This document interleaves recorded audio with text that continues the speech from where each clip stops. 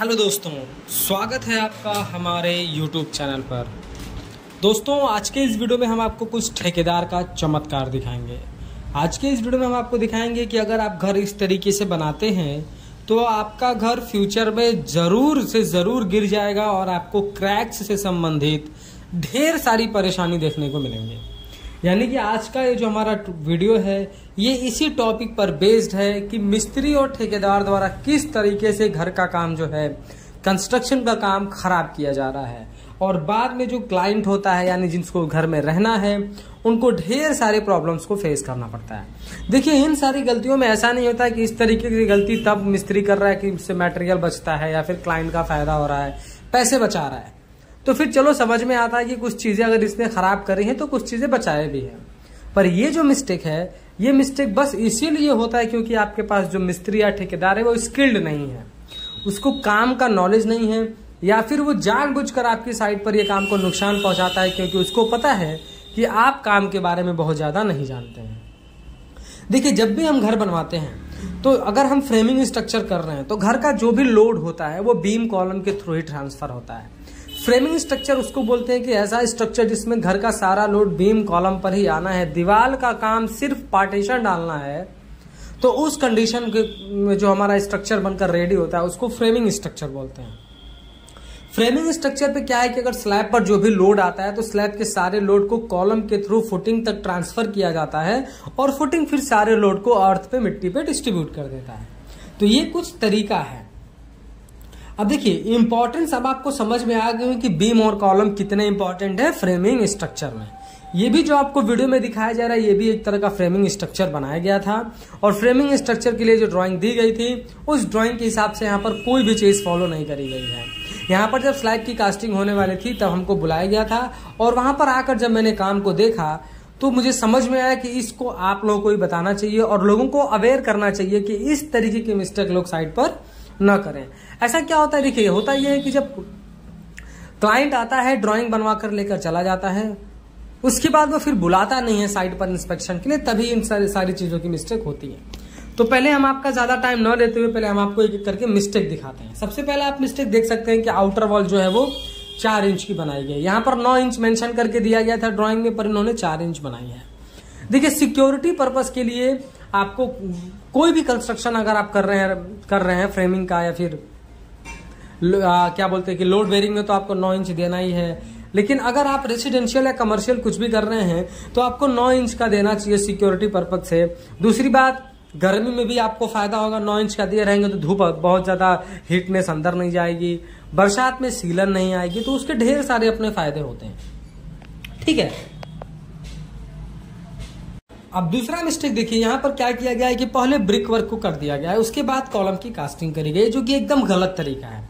आपको मैं कैसे पहले बता पा रहा हूँ, आप देख रहे होंगे कि जो मैं आपको ये कॉलम दिखा रहा हूँ, ये कॉलम किस तरीके से दीवार पर चढ़ा हुआ है, इसके कंक्रीट दीवार तक चढ़े हुए हैं।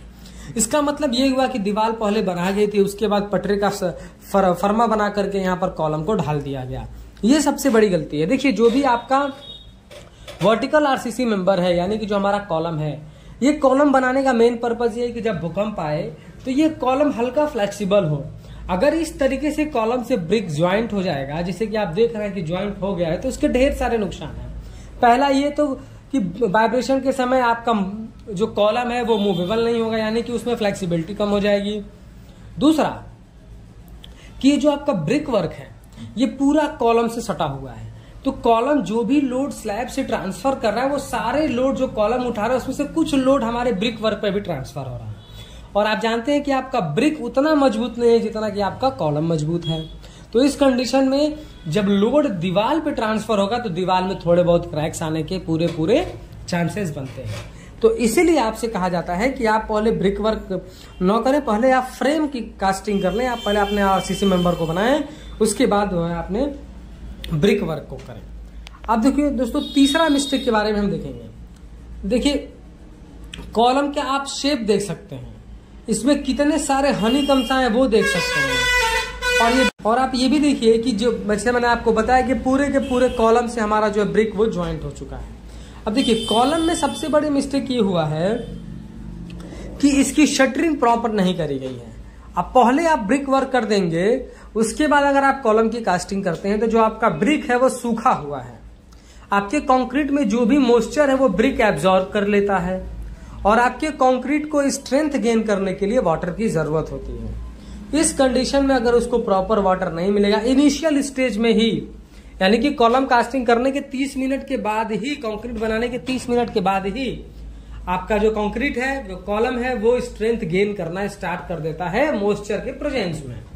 और जब मॉइस्चर उसका ब्रिक एब्जॉर्ब कर लेगा तो स्ट्रेंथ गेन नहीं कर पाएगा, यानी कि इस दशा में आपकी कॉलम भी जो है ये वीक है।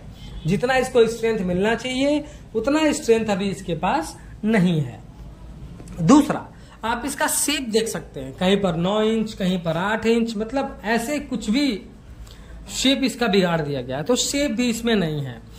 तीसरा सबसे इंपॉर्टेंट मिस्टेक क्या है, इसमें कवर ब्लॉक यूज नहीं किया गया, क्योंकि मैंने अंदर के साइड से जाकर देखा था तो वहां पर रेनफोर्समेंट दिख रहा था, यानी कि कवर ब्लॉक नहीं लगाया गया। अब देखिए, कवर ब्लॉक नहीं लगाएंगे तो आपका रेनफोर्समेंट बाहर की तरफ दिखने लगेगा, और रेनफोर्समेंट दिखने का मतलब कि उसमें धीरे धीरे जंग लगेगा सरिया में, और जंग लगने के वजह से आपका सरिया खराब हो जाएगा। इसलिए आपसे बार बार कहा जाता है कि आप प्रॉपर कवर ब्लॉक लगाएं, ताकि आपके स्टील के ऊपर कम से कम 1 इंच का कंक्रीट हो, जिसकी वजह से उस पर कम से कम जो है आपका सरिया नुकसान हो। पर यहाँ पर वो भी नहीं किया गया। अच्छा, प्रॉपर शटरिंग न देने की वजह से सबसे बड़ी मिस्टेक ये हुई है कि इसमें ढेर सारे हनीकम्स आ गए हैं। हनीकम्स आने का मतलब कि आपका स्ट्रक्चर कमजोर है, क्योंकि आपने इसमें वाइब्रेटर नहीं यूज किया। वाइब्रेटर नहीं यूज करने का मेन मोटिव यही रहा होगा कि जो इन्होंने फ्रेम बनाए, जो इन्होंने शटरिंग किया, वो शटरिंग अच्छे से नहीं किया, और जब शटरिंग मजबूत अच्छे से नहीं होगी तो उसमें जो है अच्छी तरीके से वाइब्रेटर यूज आप नहीं कर पाएंगे। तो यहाँ पर वो भी मिस्टेक देखने को मिल रही है।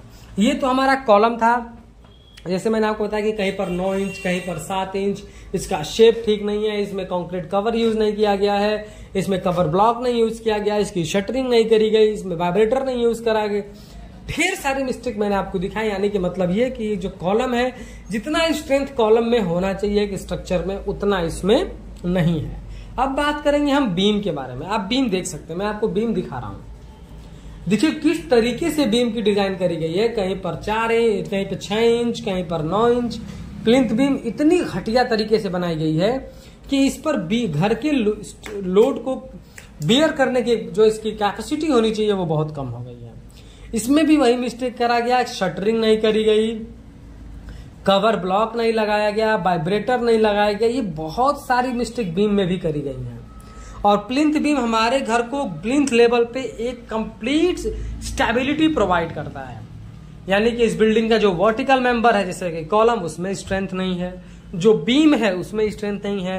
तो जैसा मैंने आपको स्टार्टिंग में बताया कि जो ठेकेदार का चमत्कार है कि ये घर नहीं कब्र बना दिया है, बिल्कुल यहाँ पर सटीक होता है। जैसा हम आपको कई वीडियो में बता चुके हैं कि ठेकेदार इस समय के हैं, कुछ ठेकेदार जो है वो घर नहीं कब्र बना रहे हैं।